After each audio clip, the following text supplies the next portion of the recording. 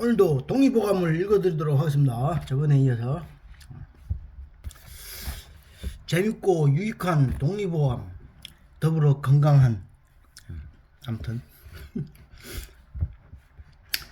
교합피기 행위 중 심장마비는 주로 혼외정사의 경우다. 오, 혼외정사. 바람 피다가 심장마비를 준다는 거네. 혼외정사. 그 얘기 같은데.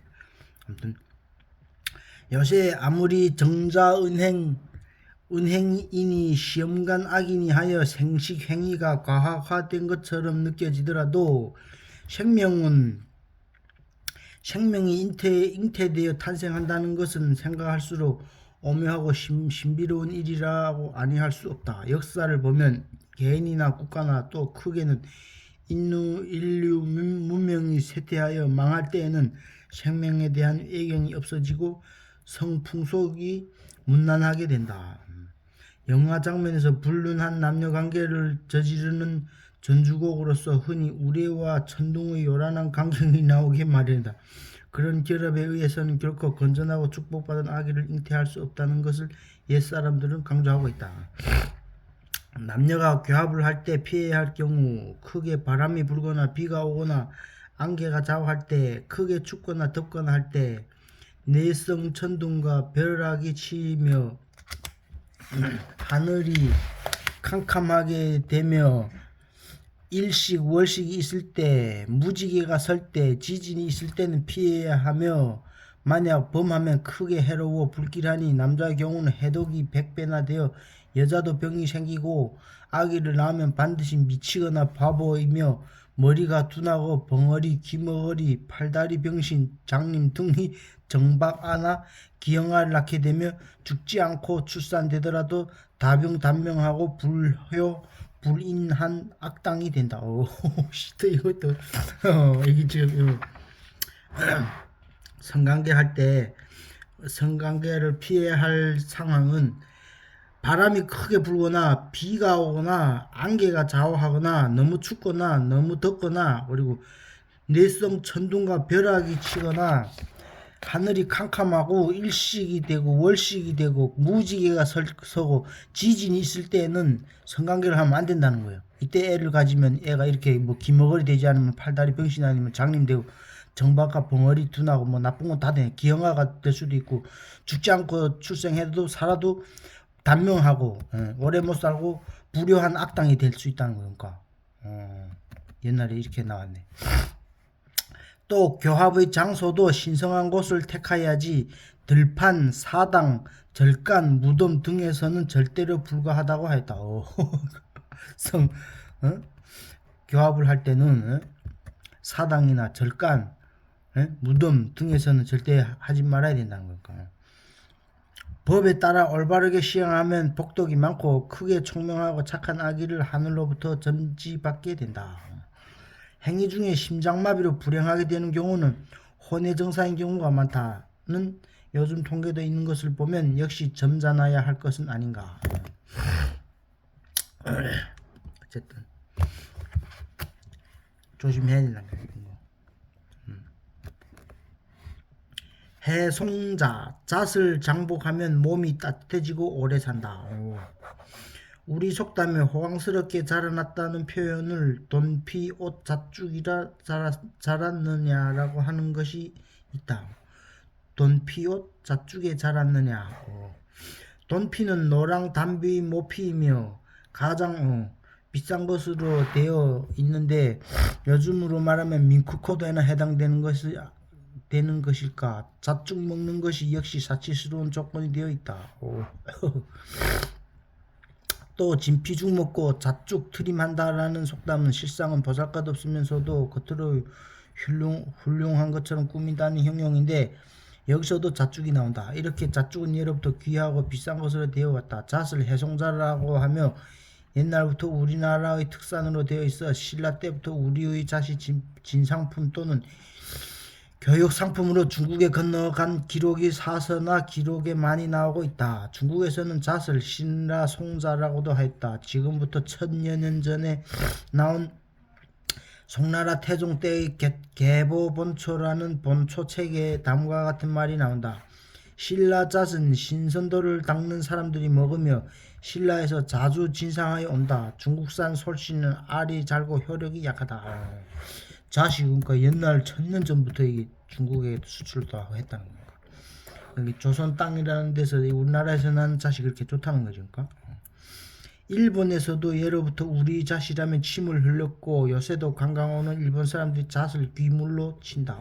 일본도 일본 사람들도 우리나라 잣을 그렇게 귀하게 여긴다네.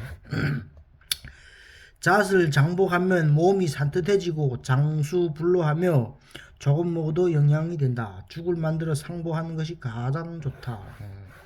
뼈마디가 쑤시는 신경통, 풍증으로 인한 마비, 어지럼증 등에 좋으며 피부를 윤택하게 하고 오장에 영양이 되며 허하고 여의어 원기가 쇠약한 것을 보한다. 잣이 괜찮네. 신경통에 좋고 풍증으로 인한 마비, 어지럼증에도 좋고 피부에도 좋고. 전한말에 나온 열선전이란 책을 보면 악전이라는 사람이 잣을 상보하고 신선이 되었다는 기록이 나와 있다.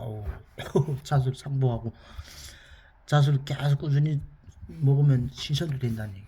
믿거나 말거나 어쨌든 그렇게 잣이 좋다는 거겠죠. 변남여법. 자궁 속에서 태아가 왼쪽에 위치하면 남자, 오른쪽은 여자. 남아 선호의 풍습이 강하여 우리나라의 가족 계획이 잘 되지 않는다고 한다. 태아의 성별을 가려내는 시험 방법이 과학적으로 있긴 하지만 출산 전에 남아인지 여아인지를 안다고 하는 것이 여러 가지 폐단이 있어 시험이 금지되고 있는 것으로 안다. 옛사람들도 무척 궁금하였던지 남녀를 판단하는 방법이 여러 가지 기록되어 있다. 그래서 심심풀이 흥미거리로 될 수 있을지 모르나 과학적 근거는 있을성 쉽지 않다. 일단 잉태되면 자연섭리에 맡겨서 경건하게 출산을 기다려야지 남하면 어떻고 여하면 어떻고 하는 식의 태어날 생명을 모독하는 생각을 지내서는 안 될 것이다. 부인이 잉태하여 손으로 배를 어루만져 볼 때 술잔을 엎어놓은 것처럼 매끈하면 사내아이고 팔목을 만지는 것처럼 고르지 못하게 느껴지면 여자아이다.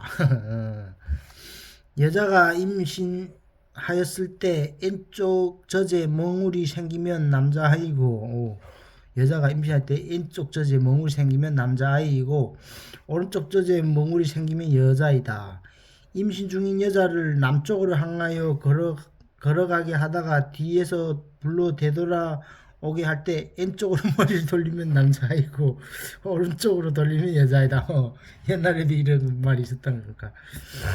남자아인지 여자아인지 궁금하니까 이제 대부분이 그러니까 그렇다는 얘기지. 그러니까 임신 중인 여자를 남쪽으로 향하여 걸어가게 하다가 뒤에서 불러서 되돌아가게 할 때 왼쪽으로 머리를 돌리면 남자아이고 오른쪽으로 돌리면 여자아이라는 게 그러니까.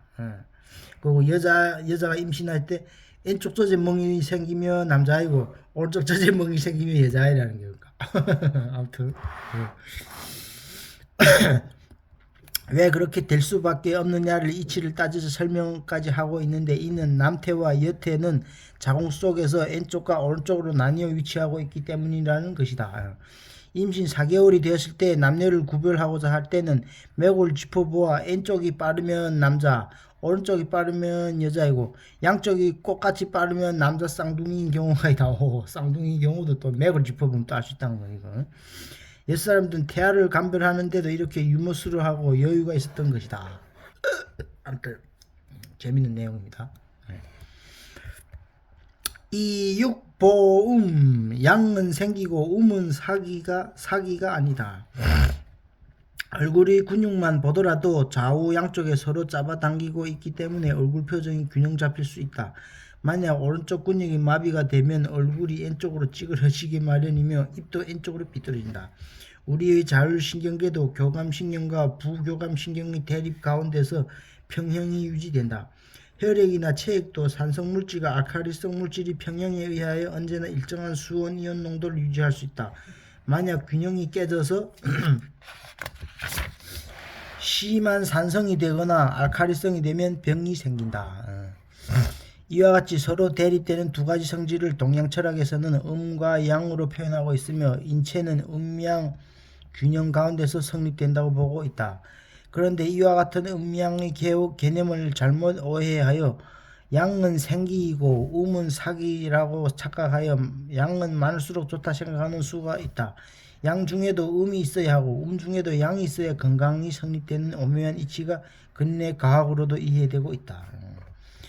세속 사람들이 생각하기를 육류가 보해준 식품이라 하지만 육류는 건강을 증진시켜주는 음식이 아니라 단지 양을 보해주는 식품일 따름이다.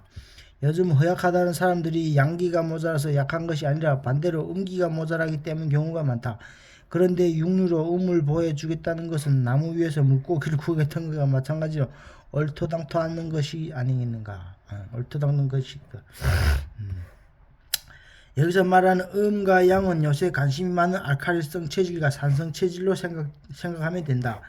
육류는 산성식품이며 요새 사람들이 건강이 나빠지는 원인을 주로 산성체질로 되기 때문인데 산성식품인 육류를 더 먹으면 어떻게 되란 말인가.